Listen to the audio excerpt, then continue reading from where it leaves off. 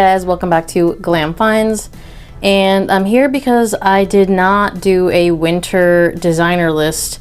I was actually going to skip it this year, but I decided to bring some winter designers that maybe won't be on other lists for one reason or another. And yeah, it's going to be a list of 7, and it's stuff that I want to wear. So the reason that things are making this list is because I'm wearing them during this season, and I didn't do a cheapie list, so one of the fragrances on this list is going to be considered a cheapie if I can link it at the site that I bought it from. So let's actually go ahead and start with that one. So the cheapest fragrance on this list is going to be from the house of Mercedes-Benz, and it's going to be Mercedes-Benz Select Night.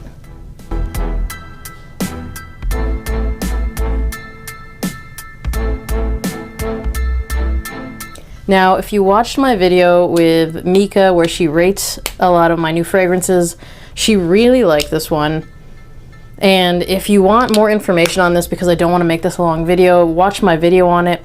It has vibes from Tom Ford Noir Extreme. It is not a clone, but it's got kind of that similar vibe. I feel like it's a little bit fresher, and actually I like this so much that I sold my bottle of Sterling Parfums Noir Endurance, which is actually a clone of Noir Extreme, because I'll never wear that, because I actually just really like how this is, comparatively speaking.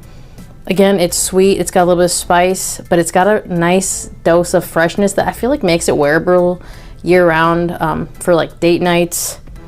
But I'm gonna reach for it in the winter more than any other season. Obviously, that's why I made this list. Next. Okay. So again, this is going to be stuff that I'm wearing in the winter. So I did pull a blue fragrance for this list, and the blue fragrance that I decided to go with is Dolce & Gabbana K Eau de Parfum. This is not the blue fragrance that is my favorite or that I reach for more than anything else. However, it's a little spicy, so this is one that I really enjoy reaching for when it's a little bit colder. And for some reason, I feel like this does better in colder weather. When I got this, I really found it to be forgettable, but because I love blue fragrances, I didn't get rid of it, and I'm glad I didn't, because honestly, it does have its place. Sometimes I'll smell it on other people, and I'll think like, oh, that smells really nice, and then they'll be like, oh, it's K Eau de Parfum, and I'm like, so weird, because I'll forget all about it until I smell it on someone again, and then I'm like, this is a really nice fragrance.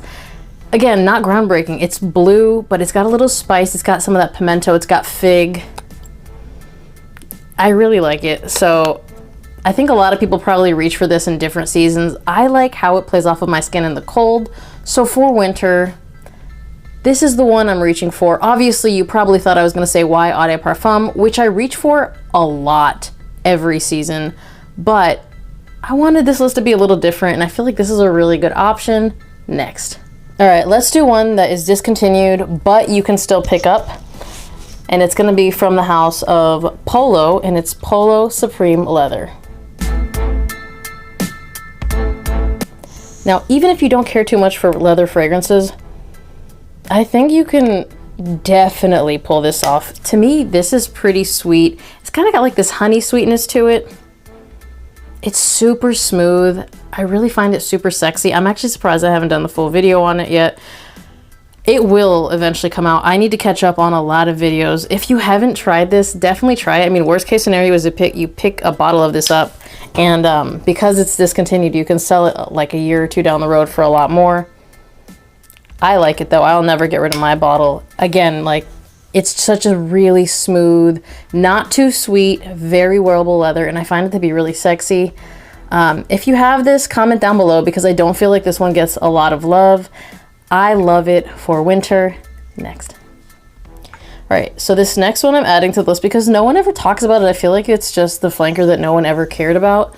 Rocky is with us, by the way. He seems like he wants to jump. That's why I'm trying to catch him. So it's from the house of Dolce & Gabbana again, and it's going to be Dolce & Gabbana, the one Eau de Parfum Intense.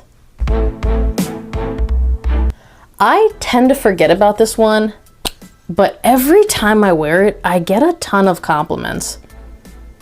It is really nice, and that cashmere in there is so lovely. And I feel like the performance, on me at least, has been amazing. Yeah, I mean, this is one that I would probably always want to keep in my collection. I really can't get enough of it because I'll forget about it and then I'll wear it and then I'll be like, this is really nice. This is probably not a popular opinion, but I prefer this one to the one Eau de Parfum. I like the 180p, but I like this more. I think it has more character. I think it is a little bit of a different DNA. Again, it kind of got massacred when it came out. I guess people were looking for something different. I like it a lot, and the people that smell it off me tend to like it a lot as well. Next. Let's go ahead and do another one that people seem to really love to hate. I love this one. They don't think it has good performance. I get good performance off of it. From the house of Carolina Herrera. It's Bad Boy.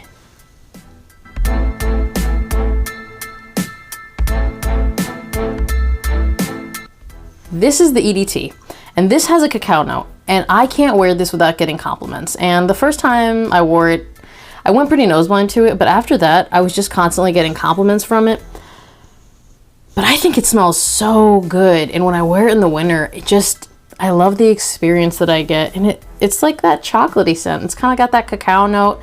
It opens up with a blast of mandarin, and that's really nice as well. But again, it's just a compliment puller. It goes really well in the winter, and if you really want to do something a little different with it, what I like to do is spray this on, give it a couple hits of ISO E Super above it, and it is amazing, and it lasts forever, and it projects really, really well. Although again, I don't have performance issues with this fragrance, but honestly, don't blind buy it. Go to a Macy's, Ulta, Sephora, whatever. Try it out. It smells really good, and honestly, not everything has to be super challenging. This is not. Next. All right, so I haven't talked too much about this one, but it's from the house of Armani, and it's Armani Code Absolute Gold. I haven't picked up anything from this line that I haven't liked. Colonia isn't exactly my taste, but everything else has been amazing, and this is no different. Yeah, it's really similar to Code Absolute. It's a little different though. I find it a little sweeter, to be completely honest. And it's got a little bit more spice to it, in my opinion. I don't think it's the same. I know there's a lot of overlap between this and Absolute, but I really enjoy wearing this, and I still really enjoy wearing Absolute. And if you really like the line, yeah, you don't have to have both, but it wouldn't hurt to have both. Because I was thinking about it, I was like gonna get a backup bottle of Absolute, but then I was like, this is the same price, because this one was also on sale when they did their, I think they do their, is it yearly sales that Armani does? But it was a really good price, so I picked it up, thinking like worst case scenario is it's exactly like Absolute, and I have a backup bottle of Absolute, but it's not. And I'm gonna give them both a lot of wear because they're both really good. They both get a lot of compliments. I'm gonna do a video on this soon. Next. So the last one on this list was recommended to me by a friend who has never steered me wrong when it comes to fragrances that are just gonna hit it right out of the park. And this one is no different. Again, watch the fragrance video with Mika rating my fragrances from the house of Gucci. It's Gucci Guilty Eau de Parfum.